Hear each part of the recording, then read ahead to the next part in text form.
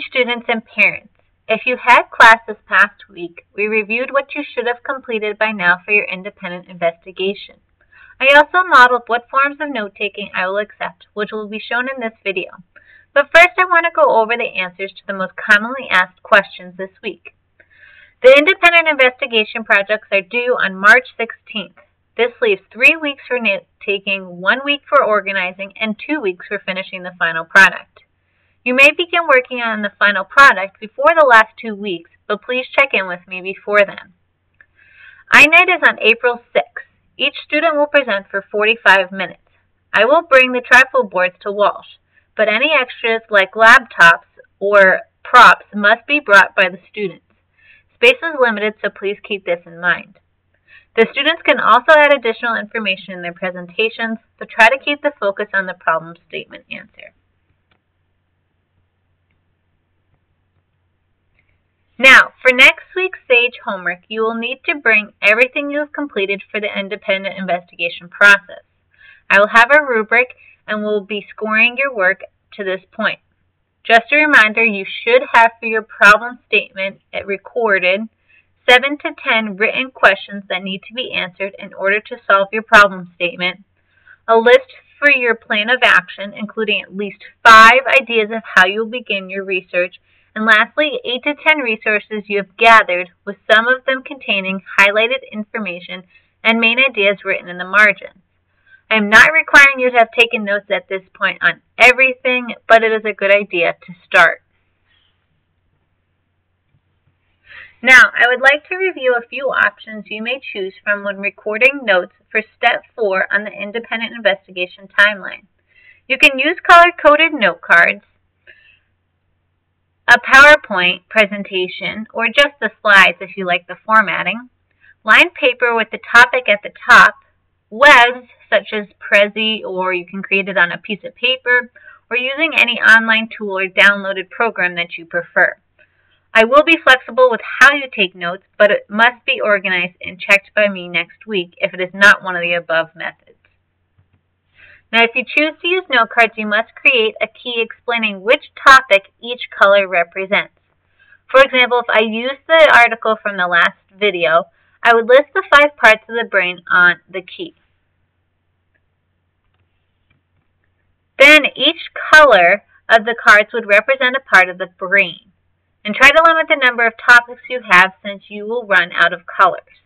Use your questions from Step 2 of the independent investigation timeline to guide you in determining your topics or headings. Once you have figured out how you will color code the cards, you should then record any information you gather from articles, books, and other resources on the cards. Now, I've used a PowerPoint presentation to show you what I'm talking about. Now, I don't have the key up, but you can see, so here's the cerebrum, and it has all the notes listed below that I found from the article. Then, if you continue scrolling through, you're going to find the cerebellum, the brainstem, the pituitary gland, and the hypothalamus. So, under each one of these topics, I'm going to have all of the information like I did here that I found in the articles. Now, you don't have to limit yourself to just one article. So, if you found a lot of information from books and articles, you can list them under the same card or same slide. Now, you also can use a piece of paper, so you would again put the topic at the top here and then list all of the pieces of information you gathered. And you can also see I did not use complete sentences. These are the words that I highlighted in the article. So the top is just your main idea or what you wrote in the margins, or your topic, and then everything underneath is all the highlighted information you thought was important to include. So you don't highlight or write in that information you didn't think was necessary, such as the articles like the or a. So biggest part of the brain, you can say, well, the cerebrum's the biggest part of the brain. 85% of the brain's weight, well, it's still 85% of the brain's weight. And you don't have to waste your time reading extra pieces or words. The last acceptable option is a web to organize the information. So this can be completed on paper or any online program that you prefer. I showed the students who had class last week how to use the online tool Prezi. It is similar to a PowerPoint, but some formats are structured like a web. So I'm going to give you a brief introduction, and you can explore more on your own if you're interested in using this way of note-taking. And you can also email me or ask me in class.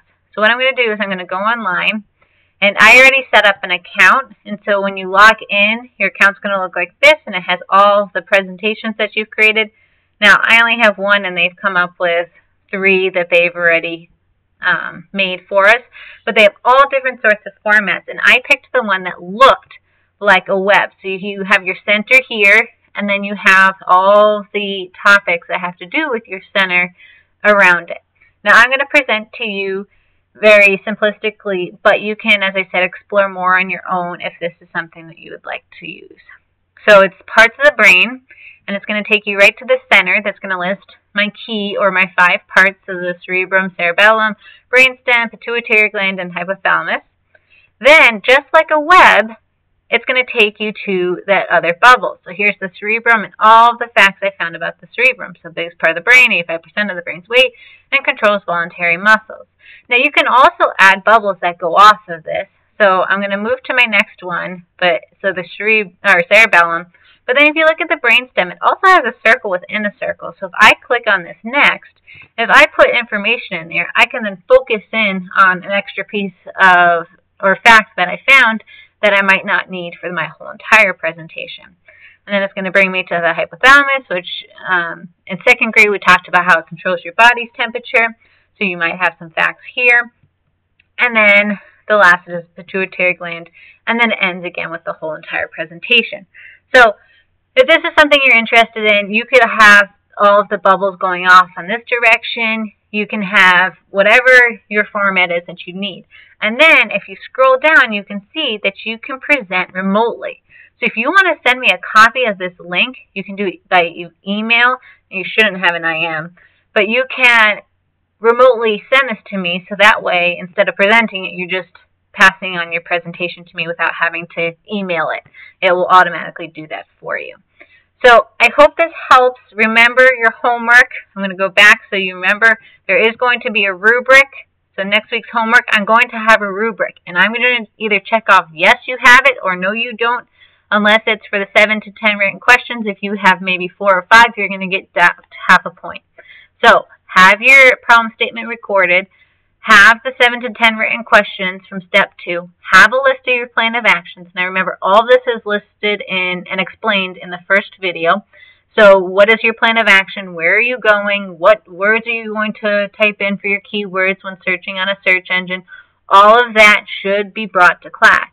And then you were supposed to bring in 5 resources last week that I checked over, and so now it's 8 to 10. And we've talked about highlighting and writing in the margins. So you all should know how to do this, and then that should be brought to show me that you are using the materials you've gotten. Now you can write on sticky notes. If you can't write in the books, or there are other ways, you can scan it onto a computer, print it off, and then you have it so that you have your own copy to highlight.